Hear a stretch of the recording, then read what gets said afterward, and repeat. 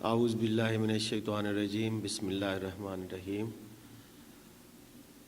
الحمدللہ آج اسلامی انقلابی پارٹی کے ہفتہ وار جو ہمارا اجلاس ہوتا ہے جمعہ کے دن، اس کا باقاعدہ آغاز کرتے ہیں۔ تو میں دعوت دوں گا جناب ڈاکٹر حافظ خیر محمد جویہ صاحب کو، تشریف لائیں اور درس قرآن دیں۔ اعوذ باللہ من الشیطان الرجیم بسم اللہ الرحمن الرحیم۔ کیف تکفرون باللہ وکنتم امواتا فاحیاکم ثم یمیتکم ثم یحییکم ثم الیہ ترجعون والذی خلق لکم ما فی الارض جمیعا ثم استوى الی السماء فسواہن سبع سماوات وہو بکل شیء علیم۔ صدق اللہ العظیم۔ میرے انتہائی محترم دوستو، بھائیو، آپ کے سامنے میں نے سورہ البقرہ کی آیت نمبر 28 اور 29 تلاوت کی ہے، جس کا ترجمہ اس طرح ہے: تم اللہ کے ساتھ کفر کیسے کر سکتے ہو حالانکہ تم بے جان تھے، سو اس نے تمہیں پیدا کیا، پھر تمہیں موت دے گا، پھر تمہیں زندگی دے گا، پھر تم اسی کی طرف لوٹائے جاؤ گے۔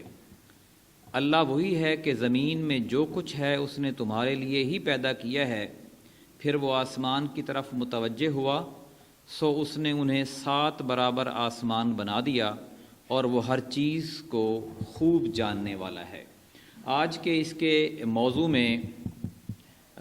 2 بنیادی باتیں اللہ تعالیٰ نے فرمائی ہیں، نبی کریم صلی اللہ علیہ وآلہ وسلم کی توسط سے پوری امت کو، پوری انسانیت کو یہ بتائی ہے کہ ایک تو یہ ہے کہ خود انسان اپنی ذات پر اگر غور و فکر کرے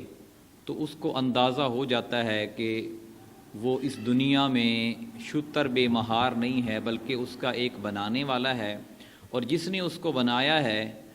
اس سے وہ کفر اختیار نہیں کر سکتا، انکار نہیں کر سکتا، اور اس کی گواہی خود اس کی اپنی ذات میں بھی ہے۔ جیسے آپ دیکھیں کہ انسان ہماری جو پہلی پیدائش ہے جس سے ہم سب واقف ہیں،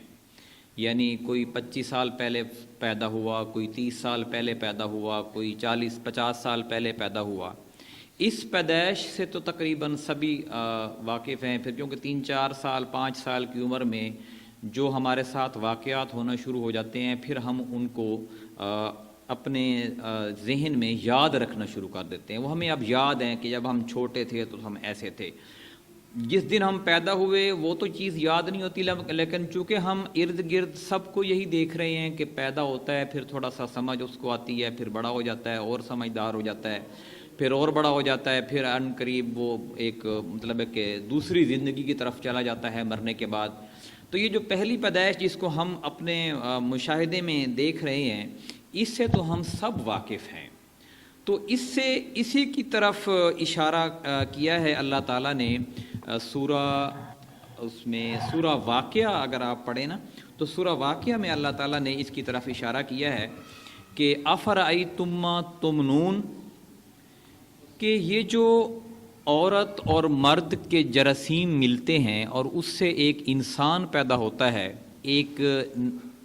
ظاہر ہے ایک زندگی بنتی ہے، تو اللہ فرماتے ہیں افرأیتم ما تمنون، کہ بھلا یہ تو بتاؤ کہ یہ جو مادہ تمہارے اندر سے نکلتا ہے اس کو کس نے پیدا کیا ہے؟ ہم تو ظاہر ہے روٹی کھاتے ہیں اور سالن کھاتے ہیں، چاول کھاتے ہیں اور دودھ پیتے ہیں، پانی پیتے ہیں۔ آپ ان کو ساری چیزوں کو کسی بھی برتن میں اکٹھا کر لیں، جتنی مقدار کسی کی زیادہ کسی کی کم کر لیں، ساری دنیا کے سائنسدان، ڈاکٹر، انجینئر، پروفیسر مل جائیں، ساری دنیا کے عالم اور مفتی مل جائیں، تو وہ اس طرح کا مادہ ان چیزوں سے اخذ نہیں کر سکتے۔ بلکہ خود اپنی اب آپ دیکھیں خون کی ایک مثال ہے، دنیا کتنی ترقی کر گئی ہے کہ دنیا کے ایک کونے میں بیٹھا ہوا انسان دوسرے کونے میں بیٹھے ہوئے انسان سے ایسے بالکل سامنے بات کر رہا ہوتا ہے، ہاں بھئی کیسا ہے، ٹھیک ہے، کیسے حالات چل رہے ہیں، لیکن اس کے باوجود بھی وہ ساری دنیا کی چیزوں کو ملا کر وہ ایک خون کا قطرہ تک آج تک انسان نہیں بنا سکا۔ تو اللہ تعالیٰ نے فرمایا کہ یہ جو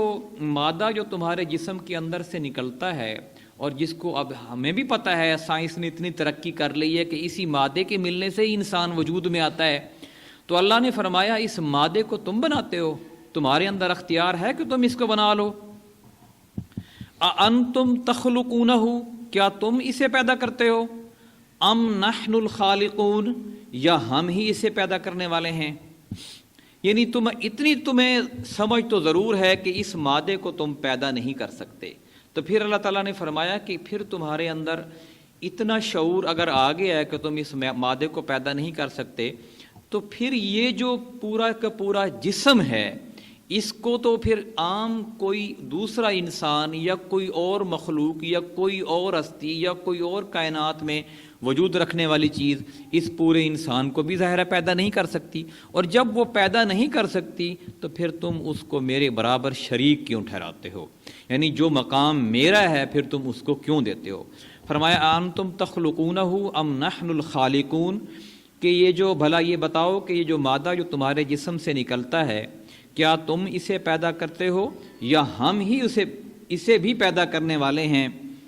نحن قدرنا بینکم الموت وما نحن بمسبقین، یہ جو تمہارے اندر، یعنی اللہ تعالیٰ نے اس انداز میں یہ فرمایا کہ یہ جو تمہاری انکار کی روش ہے، یہ جو تمہاری ڈھٹائی ہے، یہ جو تمہارا تکبر ہے، یہ جو تمہارا انکار ہے، ہم اگر چاہیں تو اس پہ تمہیں فوراً ہی موت دے دیں، تمہیں اپنی گرفت میں لے لیں، لیکن اگر ہم نے یہ لکھ نہ دیا ہوتا کہ تمہاری موت کس دن آنی ہے، تو پھر جو بھی انکار کرتا ہم اس کی گردن سے پکڑ کے اس کو مار ہی دیتے کہ تیری جرت کیسی ہوئی کہ تو انکار کرے۔ اور یہ فطرت